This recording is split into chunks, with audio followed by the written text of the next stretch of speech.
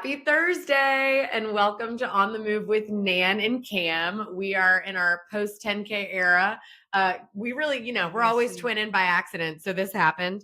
And we are joined today by Robby Robinson, who is the voice of the Rams, if you are a Ram fan like me. But Robby, introduce yourself, let everybody know what you do at VCU and maybe just your background as a runner.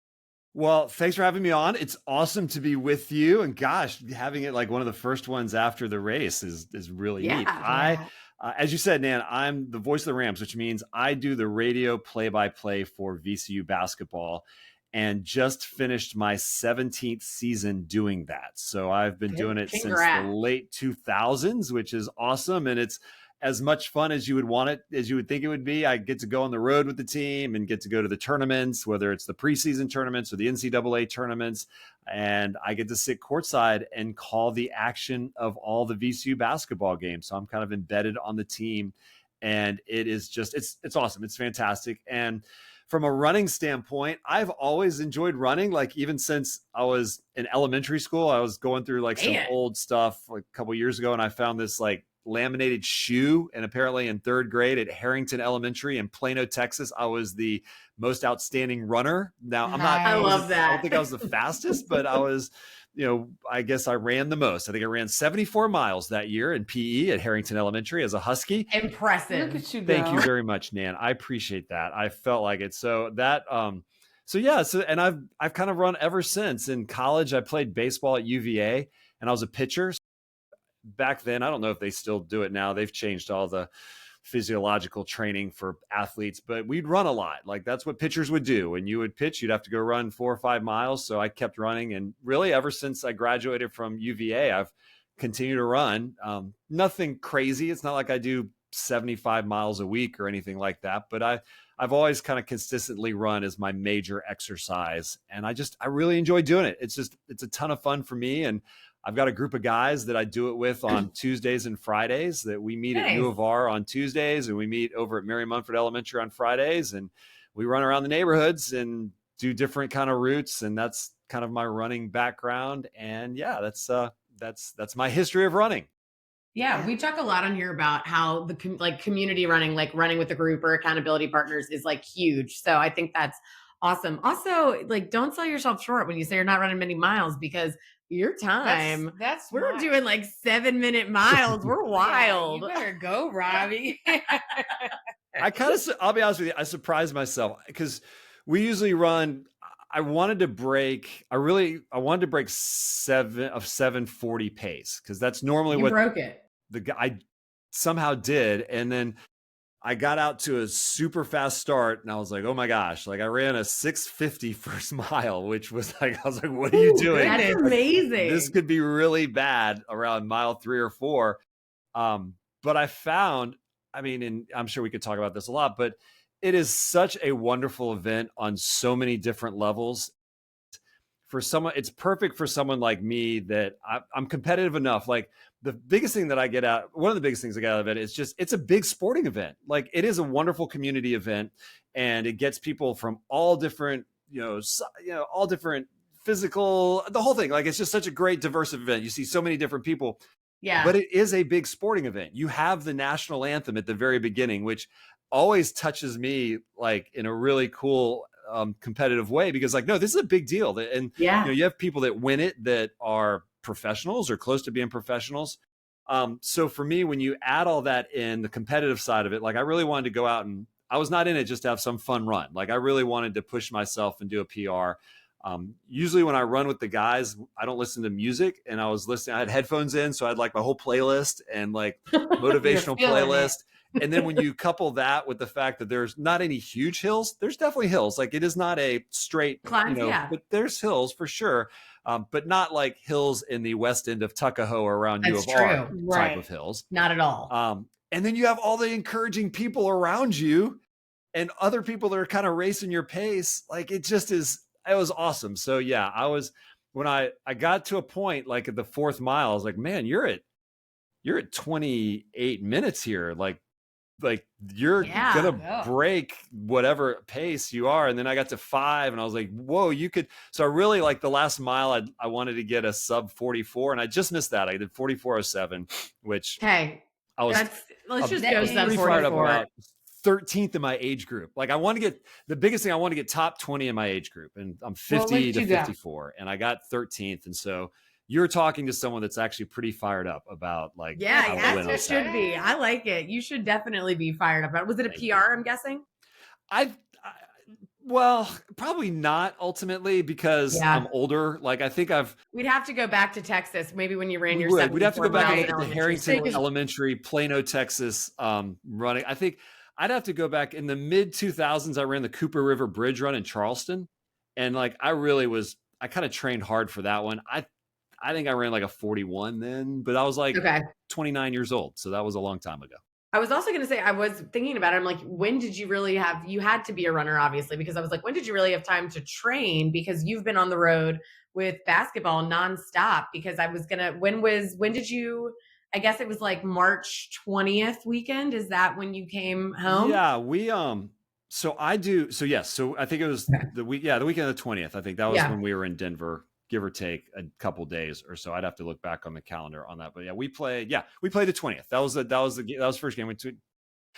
So when we're on the road, I do a game day run, and this is way too much information. Feel free to edit this, but this is why we're here. Yes, I call it my Jericho run. So this is what it is. Like, Jericho, Old Testament. I think it was, man, you probably know, I think it was Joseph or somebody. They go to the walls of Jericho and they go around like 7 times and the walls fall down, right?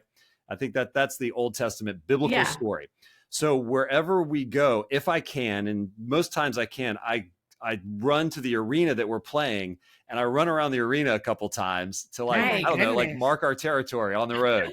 And you're like, here we come, guys. Exactly. Totally. You got it, Cameron. And so so I usually do that. So I did that in Denver. And if we're staying like far away, I'll try to find either some cool route or if there's another athletic facility. So it's really neat. Like when I went to Denver, I ran around Coors Field, which is the baseball stadium. And then I ran to where we're going to play basketball that night. And I ran around a couple times and then ran back to the hotel. I've done it in Pittsburgh where I've run around the Steelers where they play and where the Pirates play, and Dayton. I always love doing Dayton. So I get to stay in shape that way. And with the Jericho runs, I did it all 3 games in DC when we won the tournament, except big exception on that one. Last year, this is how us radio guys are stupid and goofy on all different things. But when we were in Brooklyn last year, we played in the final game on Sunday, lost to Duquesne, if you remember. It was very heartbreaking. Yes. Well, I did a Jericho run around the Barclays Arena. I did it like 4 laps because it was our 4th game. And that's what was going to get us to victory, everybody. Not necessarily how we played against the defense of Duquesne. And we lost that game. So this year in DC, did it first 2 games, we won. But on the Sunday championship game, I'm like, I'm not going to do the Jericho thing. So I ran through the zoo and saw the panda. Oh, what? Yes, because so I got there right when the zoo opened. Like, do you have a ticket? And I was like, I don't know. I'm just here. And it's free because it's the Smithsonian Zoo. He's like, I'll go ahead in there. So I took off into the zoo. There was nobody there. And I got to the top of the zoo where the pandas were hanging out and went through the whole panda thing and saw the panda, and Rams won. So wherever we go from here on out, pandas, they were good luck. You're going to have to run through the zoo every A10 tournament now. Robbie had like probably the most fun 10K training. Yes. Out of like anybody who did the 10K. I know. So with all due respect to Monument Avenue, like training and going around like Bird Park, I got to run and see a panda and got to go to Major League Baseball stadiums. So right. That's kind of fun. Yeah. That's I love taking the 10K training on the road to the streets. Yes, right. Sure. All the different cities. It's a 10K tour. Yeah. Obviously you've been, like you said, you've been running for a while. Was this your first 10K or have you done it before? I have not done one since COVID. So I think the last one I did, I was looking at the medals, which is what I keep. And the last one I had was the 2019 medals. So it's been Cameron, it's been like 6 or 7 years since I've done one. I've probably done, I think this was my 3rd, which, it's sometimes it's different times of year. Sometimes we're on the road or I don't know. I feel like sometimes I just can't do it. But yes, it had been 6 years since I'd done one. That's great. Obviously, it sounds like you had a lot of fun, so I'm guessing you'll be back with us next year if you can. I will not miss this. It's such a great event. I mean, I'd forgotten how much fun it is. Like 10Ks, they're just, especially Richmond with all the people on the streets and the signs, and you guys do such a wonderful job in making it feel like a really big thing that you're a part of. I will not miss it. I do not want to miss another one. Unless the Rams are in the final four. Subtle plug for the cell. Yeah, we'll be back. But I feel like that's how it is once you do it. Yeah. It's sometimes if you're not a runner, if you're like a 10K, like, oh my gosh. But once you get out there and you see everything that's happening, and I was standing near mile 6 and I heard multiple people be like, that the finish line's right there. And I'm like, yeah, you're already done. Like it's not that long until you're done. But yeah, once you get out there and you see everything that's going on, you're like, dang, this is actually really fun. Now I know that you fundraised for Massey, but did you have any other race day goals besides trying to PR and possibly get was it under 44 that you want? Yeah, under 44 minutes. Did you have any other goals? That was like a last second, like mile 5 to mile 6.2 goal. Oh, okay. That's the only one I didn't get, which I was okay with that. The Massey thing was a big part of what we do here at VCU. The team that I work with, we handle a lot of the corporate sponsorships, and Nan, you and I have worked together on different things. We linked up with Massey and got some of the other athletic department people involved. In fact, I know Joe Bamasil, although he had something that came up, so he wasn't able to walk it. And Joe and I have this phenomenal back and forth between walking and running. And Joe's a big walker and I'm a big runner. So when we're on the road, like, we just give each other a hard time.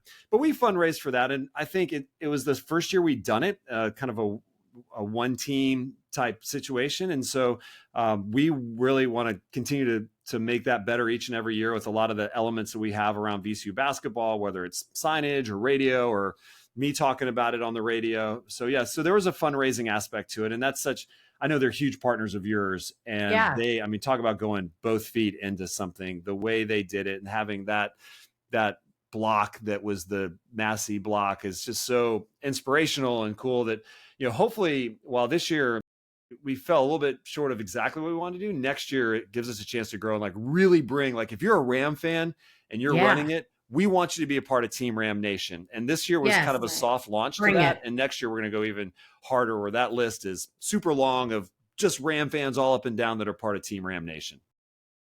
That's really fun. So that sounds like something you'll want to. I know. If I wasn't, I'll donate to Team Ram Nation. Right. Maybe I'll just like wear a watch, track my steps all around the finish line and see what happens.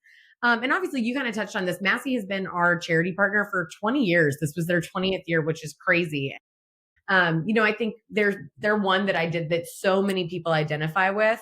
Why do you think it's such an important cause? Well, I think just we've all been touched by somebody that had cancer. And it's very difficult to go through your life and not have somebody, whether it's a very direct connection or a neighbor or somebody, it just is. And I think they do such an amazing job down on that campus of trying to find a cure. And when you have lost somebody or had somebody affected by it, it's very compelling to run for a reason and run for a cause. And I think it's a great way to fundraise for them, because you're supporting health and being a part of the VCU Athletic Department. Health is a huge thing. We have 350 student athletes that are way healthier than I'll ever be right now. So when you're Massey and you're wanting to connect with healthy parts of society, the race is there's not a better place for them, I think, than what they do with you guys and really what they do with us because of the athletic side of it.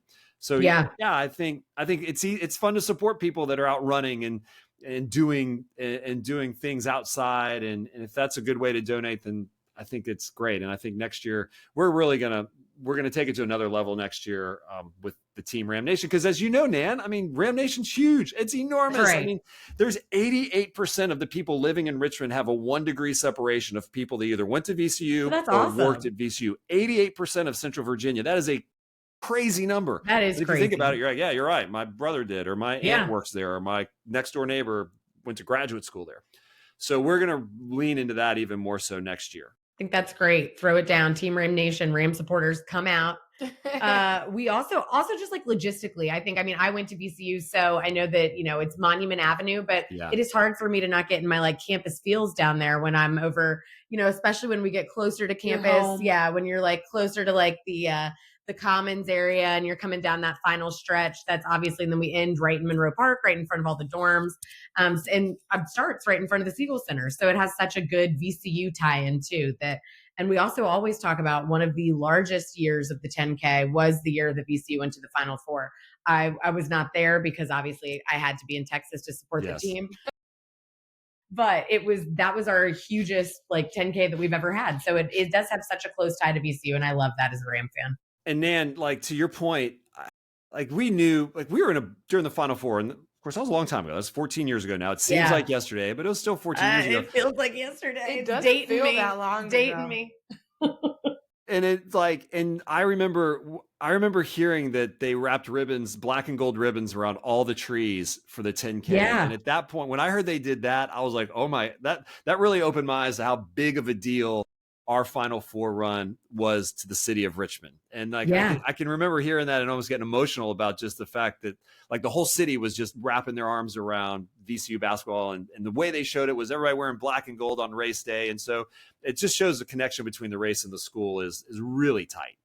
Yes, the 10K was my first race. I was a junior when VCU went to the Final Four, so I had not yet had my first 10K experience. Got it. But I also feel a little bit, as much as I loved going to the Final Four, and I'm always like, that's one of the best things best experiences of my life. I also always have a little bit of FOMO when they talk about it here at the 10K, because they call it Rampede, and they're like, it was wild. And it was perfect timing because the game was later on. So they're like, all of Richmond came out to run this race in their black and gold. And then after that, everybody went to all the sports bars in town to watch the race together. What a day. So what a Richmond day. What was your favorite part of the race? Or I guess the race. I was going to say the course, but of the race in general. That's a good question.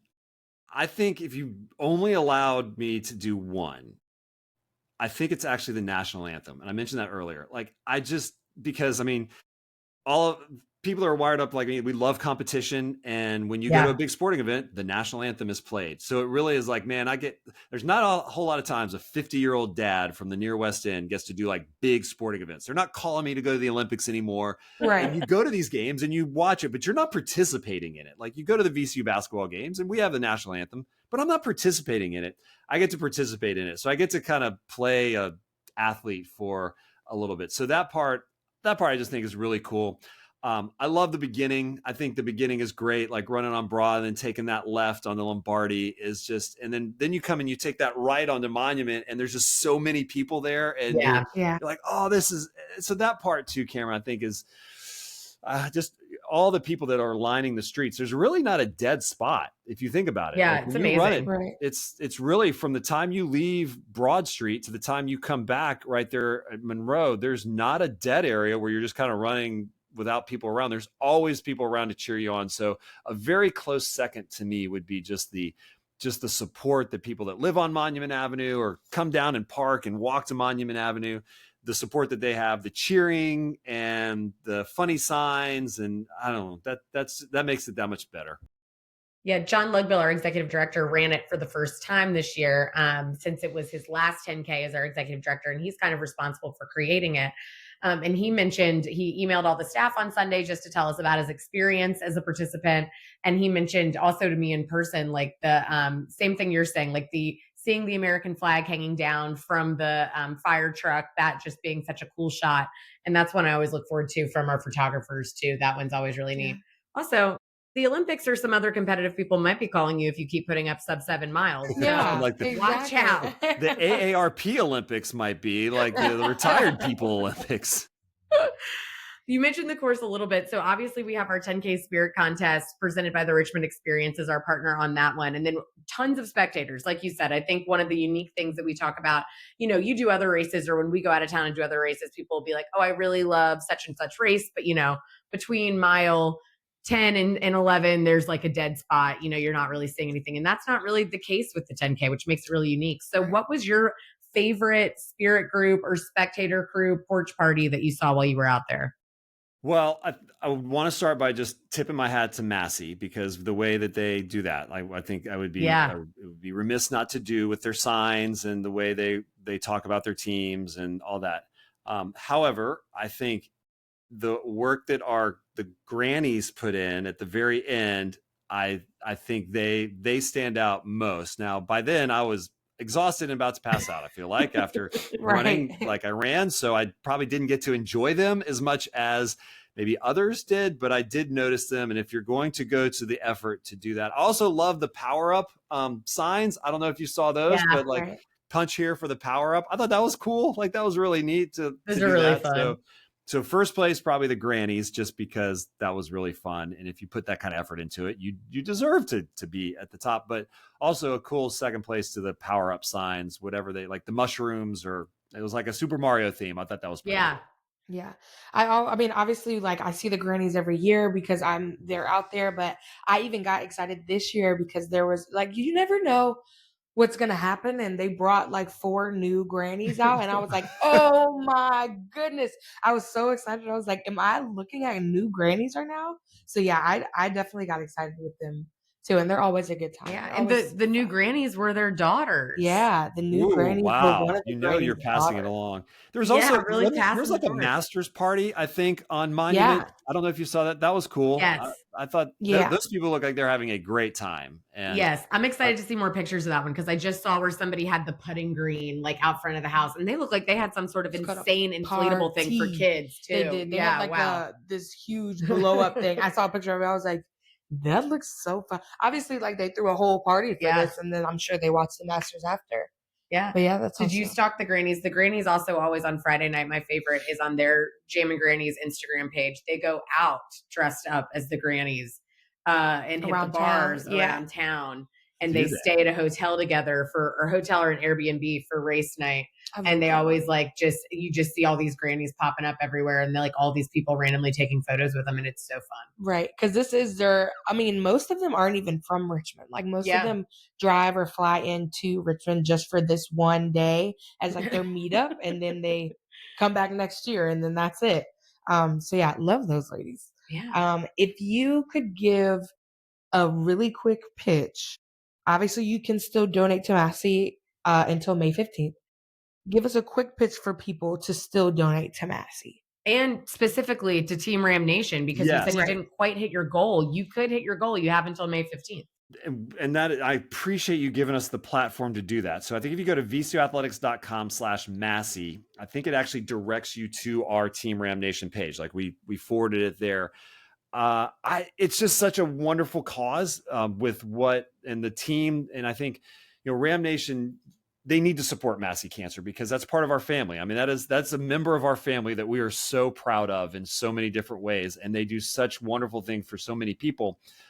But their job is not done. Like it just isn't. And there's never enough money that they can fundraise. And so if maybe it's been a while since you've donated to cancer or cancer research or Massey Cancer, then this is a great time to do it because it's that time of year with the race, and I know they have so many of their big initiatives. I know Giving Day is coming up for VCU, I believe, in the next couple weeks or so. I don't know the exact date, but I feel like it's coming up. So this would be a great way to do that, to go to vcuathletics.com/Massey and donate to our Team Ram Nation. And I know sometimes you think, gosh, I don't have the huge dollars to donate like a lot of people do, because you hear so many wonderful people in our community that donate hundreds of thousands of dollars to Massey Cancer. That's okay. Like every dollar matters. So if you come to our Team Ram Nation page and you throw $5 or $10 on there, we appreciate that as much as we appreciate the 5 to 6 figure donations. So that would be my pitch is, hey, it's been a little bit since you've donated to Massey. I know you